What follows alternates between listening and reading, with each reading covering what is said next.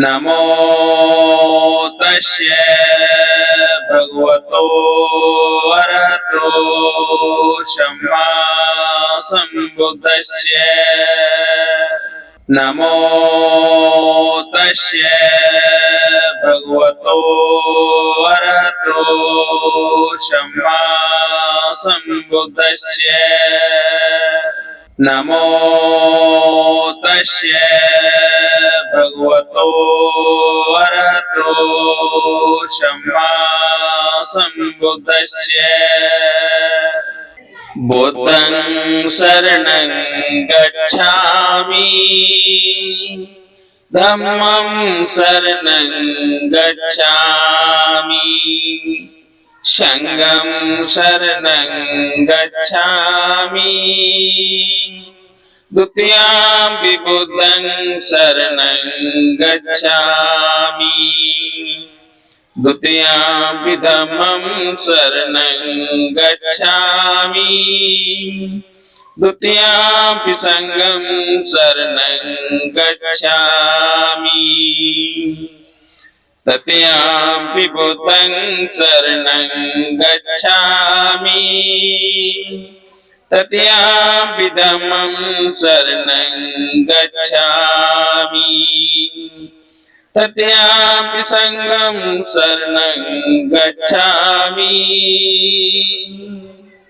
बुद्धं शरणं गच्छामि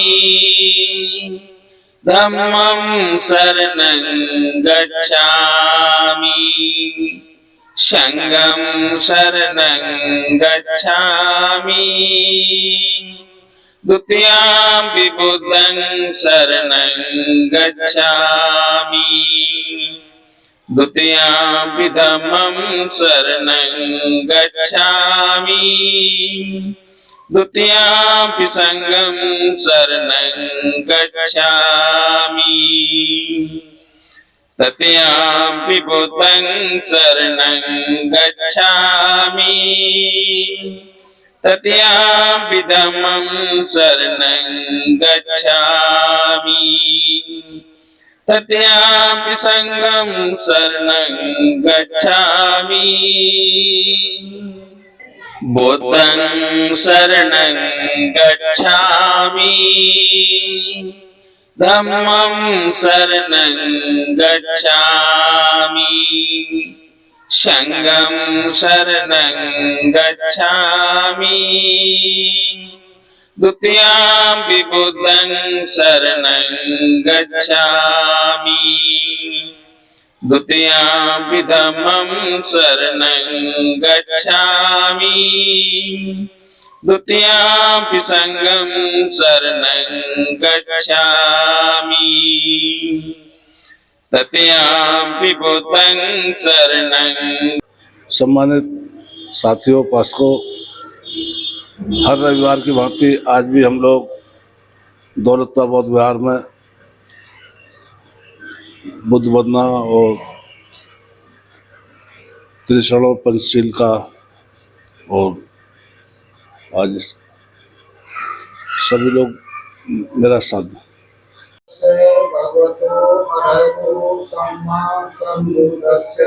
बुद्धं शरणं गच्छामि बुद्धं शरणं गच्छामि धम्मं शरणं गच्छामि धम्मं शरणं गच्छामि संघं शरणं गच्छामि संघं शरणं गच्छामि द्वितीयंपि बुद्धं शरणं गच्छामि द्वितीयंपि बुद्धं शरणं गच्छामि द्वितीयंपि धम्मं शरणं गच्छामि द्वितीयंपि धम्मं शरणं गच्छामि द्वितीयंपि संघं शरणं गच्छामि द्वितीयंपि संघं शरणं गच्छामि तृतीयंपि बुद्धं शरणं गच्छामि तृतीयंपि बुद्धं शरणं गच्छामि तृतीयाम्पि धम्मं शरणं गच्छामि तृतीयाम्पि धम्मं शरणं गच्छामि तृतीयाम्पि संघं शरणं गच्छामि तृतीयाम्पि संघं शरणं गच्छामि पाणातिपाता वेरमणि पाणातिपाता वेरमणि सिक्खापदं समादयामि आदिन्यदाना वेरमणि सिक्खापदं समादयामि आदिन्यदाना वेरमणि सिक्खापदं समादयामि कामेषु मिच्छाचारा वेरमणि सिक्खापदं समादयामि कामेषु मिच्छाचारा वेरमणि सिक्खापदं समादयामि मूसावादा वेरमणि सिक्खापदं समादयामि मूसावादा वेरमणि सिक्खापदं समादयामि सुरा मेज मज्जापदवठना वेरमणि सिक्खापदं समादयामि सुरा मेरे मज्जे पमाठना वेरमणि सिक्खापदं समादयामि सर्वधु साधु साधु। आज तृष्णा व पंचशील का हिंदी रूपा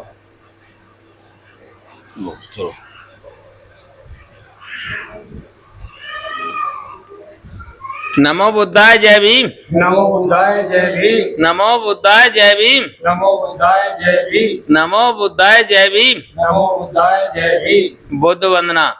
इति पिसो भगवा अरहत सम्मो संबुद्ध विचरण।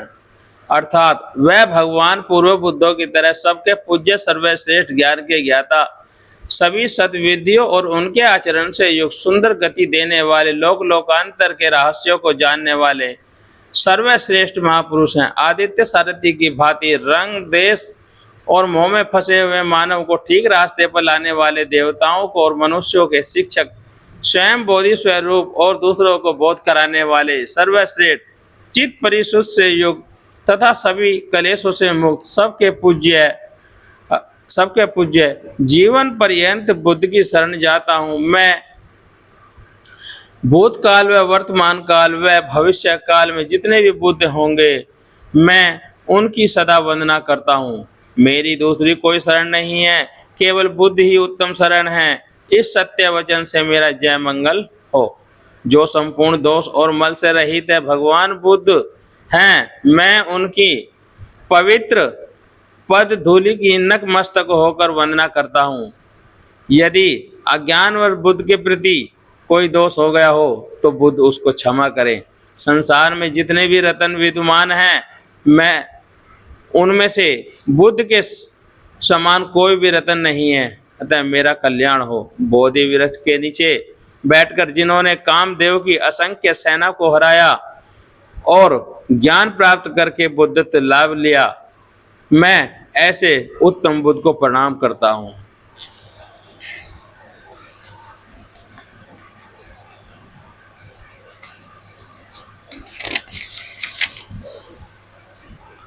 धम्म वंदना। अर्थात भगवान बुद्ध ने अनुभव की कसौटी पर कसकर सुंदर ढंग से धम्म का वर्णन किया।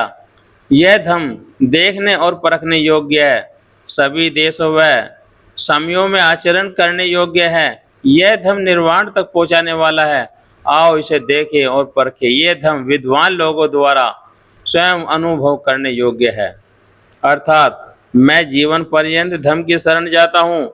मैं भूतकाल और भविष्य काल, वर्तमान काल के बुद्धों द्वारा उपदृष्टि धर्मों की सदा वंदना करता हूँ। मेरी दूसरी कोई शरण नहीं है, केवल धम्म ही उत्तम शरण है। इस सत्य वचन से मेरा जय मंगल हो। मैं व्यवहार और परमार्थ के लिए सर्वश्रेष्ठ धर्म की नतमस्तक होकर वंदना करता हूँ। यदि अज्ञानवश मुझसे कोई दोष हो गया हो तो धर्म मुझे क्षमा करे। संसार में जितने भी रत्न विद्वान हैं, धर्म के समान कोई दूसरा रत्न नहीं है। इस सत्य वचन से मेरा कल्याण हो। 8 अंगों वाला यह धम्म मानव के लिए श्रेष्ठ और आचरणीय हैं, ऐसे मोक्षदायी धम को मैं प्रणाम करता हूँ। संघ वंदना। सुपेटी पन्नो भगवा भगवतो सावक संगो ओज पिटिनो भगवो, अर्थात भगवान का श्रावक संग सुमार्ग पर चलने वाला है, सीधे मार्ग पर चलने वाला है, न्याय सत्य ज्ञान के मार्ग पर चलने वाला है तथा सोच विचार कर उचित मार्ग पर चलने वाला है। यह संग 4 युगलों और 8 पुतगलों से युक्त है।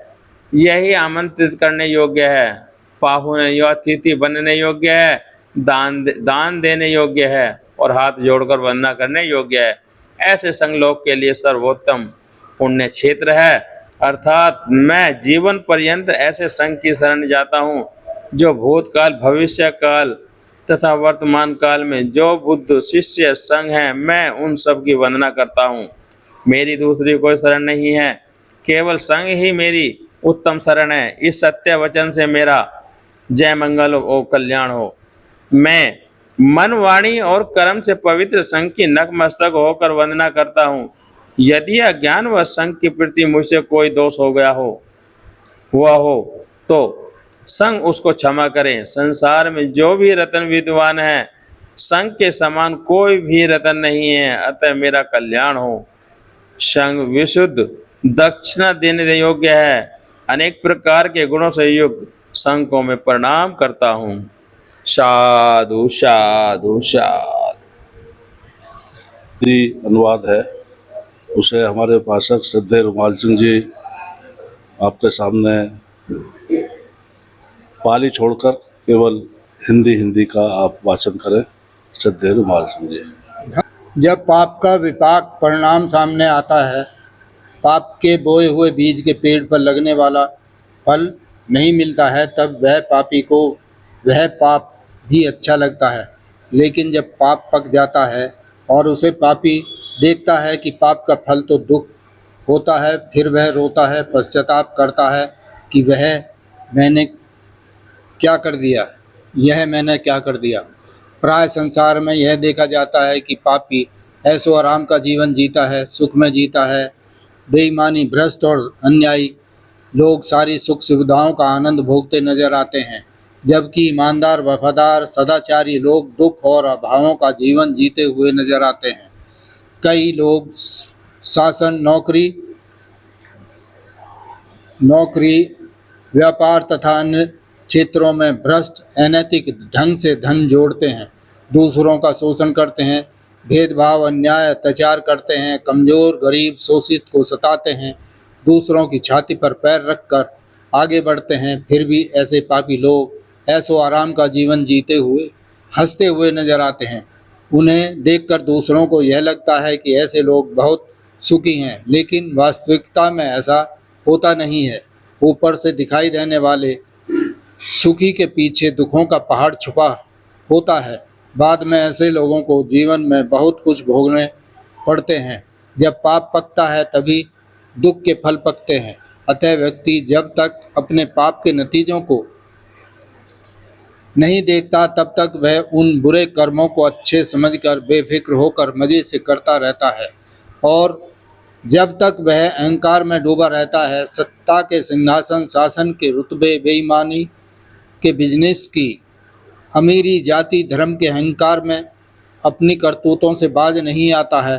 वह भेदभाव, भ्रष्टाचार, बेईमानी, अत्याचार, अन्याय करता है। लेकिन जब उसका पाप पकता है, एक एक कर पाप का घड़ा भर जाता है और पाप के बोए हुए बीज के फल मिलते हैं, तो जेल की सलाखों में बंद होता है, कई शारीरिक और मानसिक बीमारियों से घिर जाता है। तब वह परेशान होता है, विलाप करता है, पछतावा करता है। बुरे कर्मों का फल जरूर मिलता है, आज नहीं तो कल। यह प्रकृति का नियम है, यह सनातन सत्य है। व्यक्ति स्वयं और परिवार के लिए सुख सुविधाएं जुटाने के लिए बेईमानी का रास्ता अपनाता है, लेकिन इनके बुरे परिणाम तो स्वयं को भी भोगने पड़ते हैं। बाद में न जेल की पीड़ा को कोई बांट सकता है और न ही मन और शरीर की बीमारियों को। सब यह साफ नज़र आ रहा है। सत्य है कि कड़वे फल के बीज बोने में हमेशा कड़वे फल ही मिलते हैं। उसकी जड़ें, तना, शाखा, पत्तियों में भी कड़वाहट होती है तो फिर दोबारा ऐसे कड़वे बीज को मत बो, इसकी खेती मत करो। पाप का फल कड़वा होता है, दुखदाई होता है। व्यक्ति को चाहिए कि वह अच्छे कर्म करता जाए, सत्कर्म का फल मिलता ही है, सुख मिलता ही है, आज नहीं तो कल। इसका अर्थ यह नहीं है कि हमारे अच्छे कर्म का फल कोई अदृश्य काल्पनिक अवतार या ईश्वर देता है, न कोई ऊपर बैठा हमारे कर्मों का हिसाब रखता है। व्यक्ति जो कर्म स्वयं करता है उसके अनुसार फल भी स्वतः ही मिलते हैं। यह प्रकृति का सनातन नियम है। हमारे किए गए कर्म के फल को कोई नहीं बदल सकता। पूजा पाठ, यज्ञ, हवन, तीर्थ यात्रा, कर्म कांड से कुछ नहीं बदलता है। इसलिए तथागत कहते हैं, पुण्य कर्म बार बार करो, पाप कर्म से चित्त को दूर रखो, पुण्य कर्म का संचय करो, पुण्य कर्म का फल सुख देता है। साधु साधु साधु। बहुत बहुत साधुवाद श्रद्धेय रुमाल सिंह जी। हर रविवार की भांति बुद्ध और धम्म तभी सधर्म है जब वह सभी के लिए ज्ञान का द्वार खोल दे। ब्राह्मणी सिद्धांत था कि सभी ज्ञान प्राप्त नहीं कर सकते, यह अनिवार्य तौर पर चंद लोगों के लिए ही सीमित रहना चाहिए। उन्होंने केवल ब्राह्मणों, क्षत्रियों और वैश्यों के लिए ज्ञान प्राप्ति का द्वार खुला रखा, लेकिन इन तीन वर्गों के भी केवल पुरुष वर्ग को ही ज्ञान प्राप्ति का द्वार खुला था। तमाम स्त्रियां, चाहे वह ब्राह्मण, क्षत्रिय या वैश्य वर्ग की क्यों न हो, और तमाम शूद्र पुरुष तथा स्त्रियां दोनों ज्ञान प्राप्त नहीं कर सकते थे। वे साक्षर तक नहीं हो सकते थे। बुद्ध ने ब्राह्मण के इस अत्यंत निर्दयतापूर्व सिद्धांत के विरुद्ध विद्रोह किया। उनका कहना था कि ज्ञान प्राप्ति का द्वार सभी के लिए खुला रहना चाहिए, पुरुषों के लिए भी, स्त्रियों के लिए भी। बहुत से ब्राह्मणों ने उनसे शास्त्रार्थ करने का प्रयास किया। ब्राह्मण लोहिच के साथ तथागत को जो वाद विवाद हुआ, उससे उनके विचारों पर बड़ा प्रकाश पड़ता है। महान भिक्षु संघ सहित चारका करते करते बुद्ध जब एक बार कौशल जनपद से गुजर रहे थे तो वे एक बाल साल वृक्ष से घिरे सालवत्का नामक ग्राम में पहुँचे। उस समय सालवत्का खूब आबाद था, घास, जंगल और धान की कमी न थी। कौशल नरेश प्रसेनजीत ने यह गांव लोहिच ब्राह्मण को दे रखा था। उस गांव पर उसका वैसा ही अधिकार था मानो वह वहाँ का राजा हो। लोहिच ब्राह्मण का मत था कि यदि कोई श्रमण या ब्राह्मण विद्या प्राप्त कर ले तो उसे किसी स्त्री या शूद्र को उस विद्या का दान नहीं करना चाहिए। तब लोहिच ब्राह्मण ने सुना कि तथागत सालवत्का में ठहरे हुए हैं। यह सुनकर उसने भेषिक नामक नाई को बुलाया और कहा, भले भेषिक आ और जहाँ श्रमण गौतम ठहरे हैं वहाँ जा और जाकर उनका कुशल समाचार पूछ। तदंतर भिक्षु संघ सहित तथागत के कल के भोजन के लिए लोहिच ब्राह्मण का निमंत्रण दिया। नाई ने कहा, बहुत अच्छा। लोहिच ब्राह्मण का कथन स्वीकार कर भेषिक नाई ने वही किया जो उसे करने के लिए कहा गया था। तथागत ने मौन रहकर उसकी प्रार्थना स्वीकार की। दूसरे दिन प्रातःकाल चीवर धारण कर पात्र सेवल ले भिक्षु संघ सहित तथागत सालवत्का पधारे। लोहिच ब्राह्मण ने भेषिक नाई को भी तथागत को लाने के लिए भेजा था। वह कदम तथागत के पीछे पीछे चला आ रहा था। रास्ते में उसने तथागत को बताया कि लोहिच ब्राह्मण की यह मिथ्या दृष्टि है, किसी स्त्री या शूद्र को विद्या नहीं देनी चाहिए। भेषिक ऐसा हो सकता है, भेषिक ऐसा हो सकता है, तथागत ने कहा। बुद्ध लोहिच ब्राह्मण के निवास स्थान पर पहुँचे और बिछे आसन पर बैठे। तब लोहिच ब्राह्मण ने भिक्षु संघ सहित तथागत को अपने हाथ भोजन से सब प्रकार के मधुर खाद्य भोजन से संतर्पित किया। जब तथागत भोजन कर चुके और भोजन उपरांत उनके हाथ तथा उनके पात्र भी धोया जा चुका तो लोहिच ब्राह्मण एक नीचा आसन लेकर तथागत के पास बैठ गए। इस प्रकार बैठे हुए उस लोहिच ब्राह्मण से तथागत ने पूछा, क्या यह सत्य है जैसा लोग कहते हैं कि तुम्हारा यह मत कि स्त्रियां तथा शूद्रों को विद्या नहीं पढ़नी चाहिए। लोहित का उत्तर था, गौतम ऐसा ही है। अच्छा लोहित, अब तुम क्या सोचते हो? क्या तुम साल बदका के मालिक नहीं हो? गौतम, ऐसा ही है। लोहित, अब उदाहरण के लिए समझो कि एक आदमी कहे, लोहित ब्राह्मण का साल बदका पर अधिकार है, उसे ही साल बदका से प्राप्त तमाम और साल बदका की समस्त उपज का आनंद लेना चाहिए, किसी दूसरे के लिए कुछ नहीं छोड़ना चाहिए। तो इस प्रकार की बात कहने वाला आदमी क्या उन लोगों के लिए खतरनाक नहीं होगा जो तुम पर निर्भर करते हैं?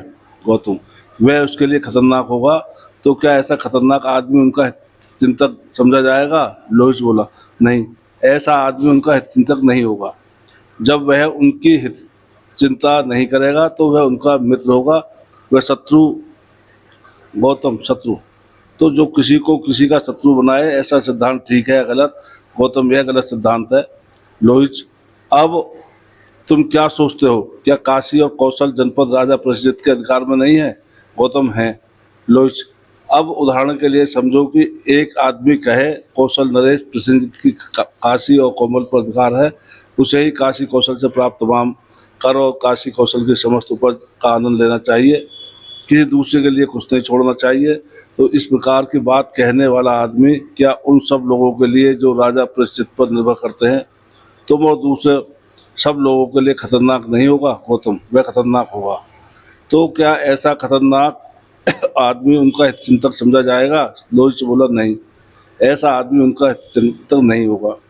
जब वह उनकी चिंता नहीं करेगा तो क्या वह उनका मित्र होगा या शत्रु? गौतम, शत्रु। और उनके धर्म का अध्ययन और अनुसरण करके उनके मार्गों पर चलकर अपने जीवन को तमाम मानव जगत के लिए सत्कर्मों में समर्पित करते हुए। और बहुत बहुत साधुवाद।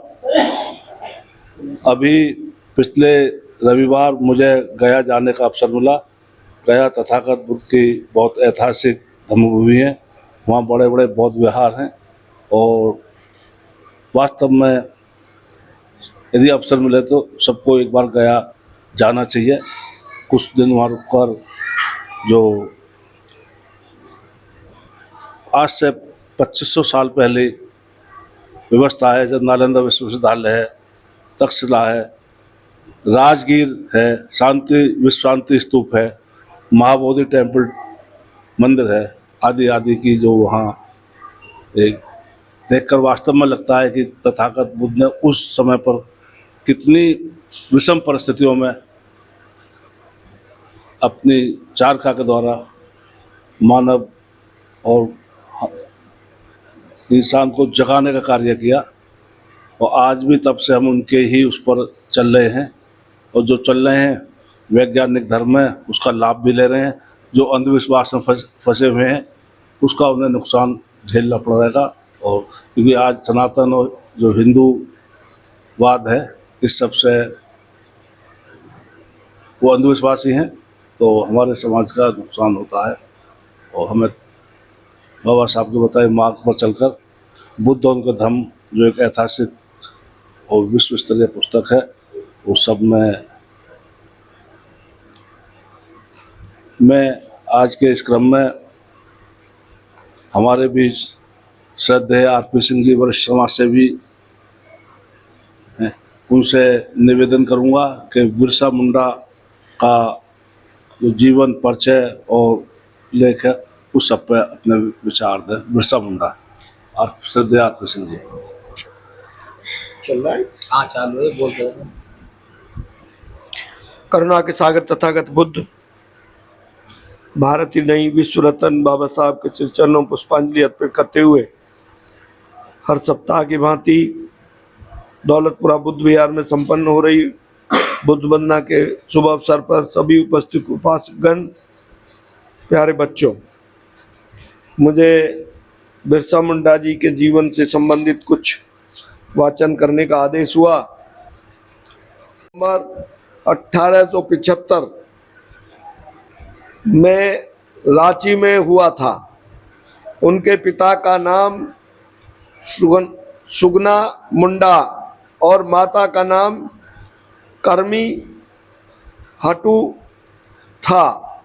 भारतीय इतिहास में बिरसा मुंडा एक ऐसे नायक थे जिन्होंने भारत के झारखंड में अपने क्रांतिकारी चिंतन से 19वीं सदी के उत्तरार्ध में आदिवासी समाज की दशा और दिशा बदलकर नवीन सामाजिक और राजनीतिक युग का सूत्रपात किया। उन्होंने हिंदू और ईसाई धर्म की बारीकी में जांच व अध्ययन किया और निष्कर्ष निकाला कि आदिवासी समाज मिशनरियों के प्रभाव से ग्रसित है और हिंदू धर्म को न ठीक से समझ पा रहा है और न ग्रहण कर पा रहा है। बिरसा मुंडा ने महसूस किया कि आचरण के धरातल पर आदिवासी समाज अंधविश्वासों में तिनके सा उड़ रहा है तथा आस्था के मामले में भटका हुआ है। उन्होंने यह भी अनुभव किया कि सामाजिक कुरीतियों के दोहरे ने आदिवासी समाज को ज्ञान के प्रकाश से वंचित कर दिया है। धर्म के बिंब पर आदिवासी मशीनरियों के प्रलोभन में ईश्वर की आस्था में भटक रहा है। भारतीय जमींदारों, जागीरदारों एवं ब्रिटिश शासकों के शोषण की भट्टी में उस वक्त आदिवासी समाज झुलस रहा था।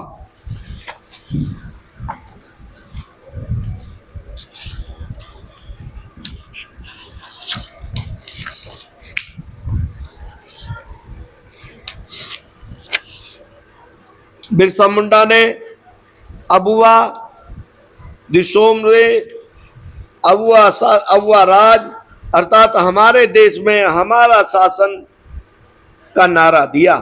बिरसा मुंडा ने अंग्रेजों के सामने कभी घुटने नहीं टेके और ना ही सिर झुकाया, बल्कि जल, जंगल और जमीन के हक के लिए अंग्रेजों के खिलाफ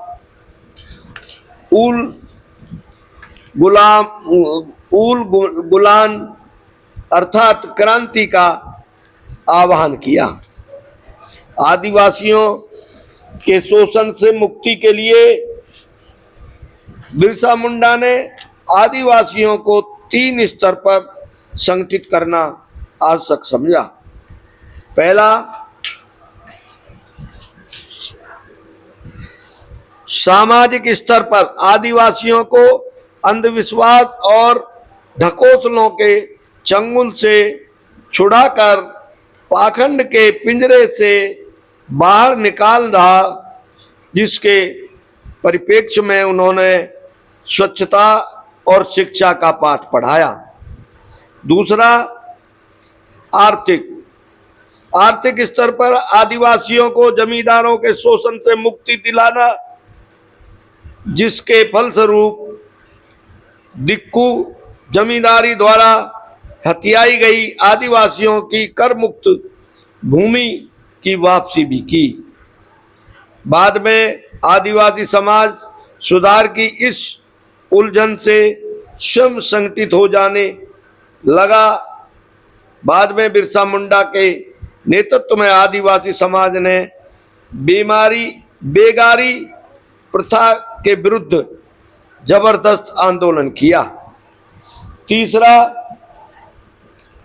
राजनीतिक स्तर पर आदिवासियों को संगठित करना था। चूंकि सामाजिक आर्थिक स्तर पर आदिवासियों में बिरसा मुंडा ने जो चिंतन की चिंगारी सुलगा दी थी, उसके फलस्वरूप आदिवासियों ने अपने राजनीतिक अधिकारों के प्रति समझदारी में देर नहीं की। बिरसा मुंडा की जयंती आज देश के जन्म जाति गौरव दिवस के रूप में मनाई जाती है। 1894 में छोटा सा नागपुर पठार क्षेत्र में जब अकाल पड़ा तो बिरसा मुंडा ने अपने साथियों के साथ आदिवासियों को इकट्ठा कर 10 अक्टूबर 1894 को अंग्रेजों के लगान माफी का आंदोलन किया। 1895 में अंग्रेजों द्वारा उन्हें गिरफ्तार कर जेल में डाल दिया। इसी आंदोलन के फलस्वरूप बिरसा मुंडा को धरती आबा की उपाधि से नवाजा गया। जेल से छूटने के बाद भी बिरसा मुंडा ने अपने समाज के ऊपर हो रही दमनकारी नीतियों का खुलकर विरोध किया। अंग्रेजियों की नाक में दम करने के उपरांत बिरसा मुंडा को आदिवासी समाज भगवान कहकर पुकारने लगा और तभी से बिरसा मुंडा आदिवासी समाज के लिए भगवान के रूप में पूजा जाता है।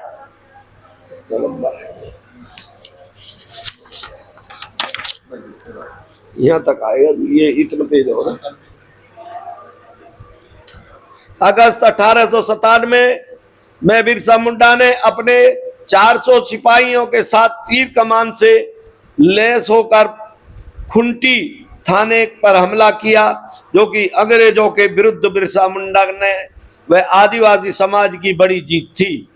बिरसा मुंडा के राज में प्रतीक के रूप में सफेद रंग का झंडा था, जिसे आदिवासी समाज ने भी अपनाया था। बिरसा मुंडा विद्रोह का मुख्य कारण औपनिवेशिक और स्थानीय अधिकारियों द्वारा अनुचित भूमि हथियाने की प्रथा को समाप्त करना था।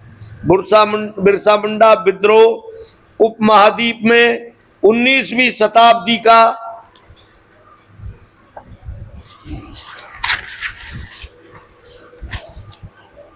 सबसे प्रसिद्ध आदिवासी आंदोलन था।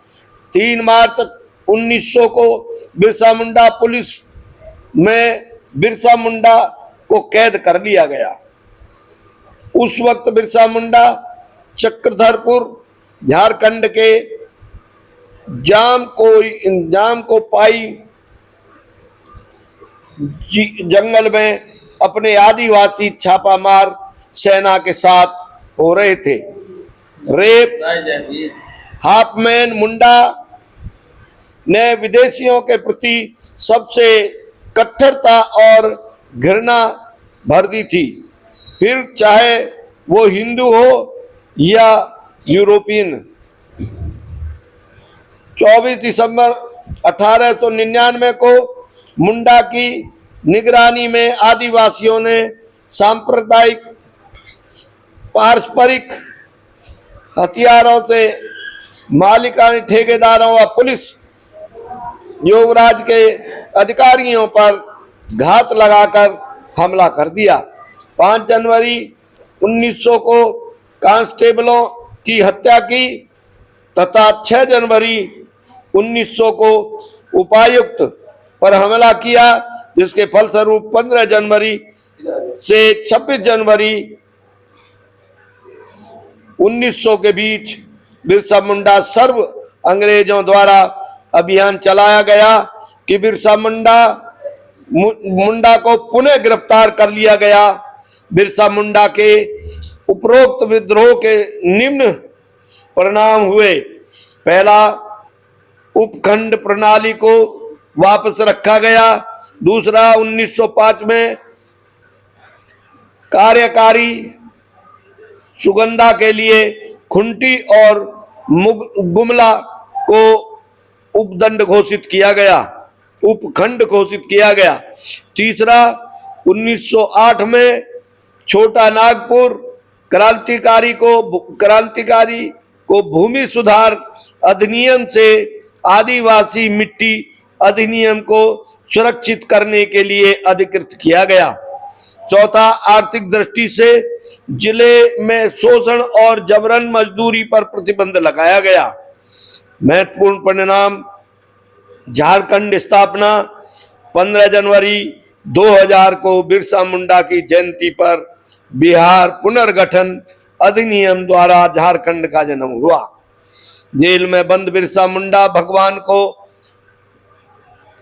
20 मई 1900 को उनके साथियों के साथ अदालत में पेश किया गया था, किंतु तत्कालीन प्रशासन के अनुसार रास्ते में उनकी तबीयत ज्यादा खराब होने की वजह से बताकर उन्हें वापस जेल भेज दिया गया था, जहां बिरसा मुंडा की 9 जून 1900 को जेल में उनका देह अवसान हो गया।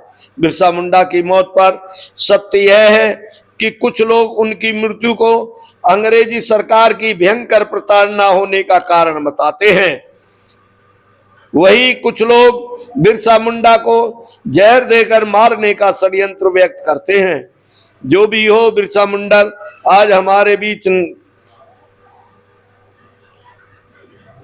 नव शरीर उपस्थित भले ही ना हो, शोषितों, वंचितों व असहायों के भगवान के रूप में बिरसा मुंडा युग युग तक जिंदा रहेंगे।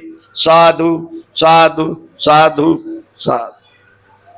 तेरा मंगल मेरा मंगल सबका मंगल होए रे। मेरा मंगल सबका मंगल होए रे। सबका मंगल सबका मंगल सबका मंगल होए रे। सबका मंगल सबका मंगल सबका मंगल होए रे। बुद्धं शरणं गच्छामि से सबका मंगल होए रे। बुद्धं शरणं गच्छामि से सबका मंगल होए रे। धम्मं शरणं गच्छामि से सबका मंगल होए रे। धम्मं शरणं गच्छामि से सबका मंगल होए रे। संघं शरणं गच्छामि से सबका मंगल होए रे। संघं शरणं गच्छामि से सबका मंगल होए रे। पंचशील के पालन से सबका मंगल होए रे। पंचशील के पालन से सबका मंगल होए रे। तेरा मंगल मेरा मंगल सबका मंगल होए रे। तेरा मंगल मेरा मंगल सबका मंगल होए रे। सबका मंगल सबका मंगल सबका मंगल होए रे। सबका मंगल सबका मंगल सबका मंगल होए रे। काम क्रोध मद लोभ मोह के त्यागन से सबका मंगल होए रे। काम क्रोध मोह त्यागन से सबका मंगल होए रे। प्रज्ञाशील समाधि से सबका मंगल होए रे। प्रज्ञाशील समाधि से सबका मंगल होए रे। तेरा मंगल मेरा मंगल सबका मंगल होए रे। तेरा मंगल मेरा मंगल सबका मंगल होए रे। मात पिता की सेवा से सबका मंगल होए रे। माता पिता की सेवा से सबका मंगल होए रे। परमार्थ और शांति कर्म से सबका मंगल होए रे। परमार्थ और शांति कर्म से सबका मंगल होए रे। जल के प्राणी थल के प्राणी और गगन के सारे प्राणी। जल के प्राणी थल के प्राणी और गगन के सारे प्राणी। सबका मंगल होए रे। सबका मंगल होए रे। तेरा मंगल मेरा मंगल सबका मंगल होए रे। तेरा मंगल मेरा मंगल सबका मंगल होए रे। भवतु सब मंगलम रखंतु सब बोलो साधु साधु साधु। तो सब लोग साथ साथ सामूहिक रूप से सभ्य सत्ताई करते हैं। हम तथागत की तरफ और बाबा साहब की तरफ हम लोग अपना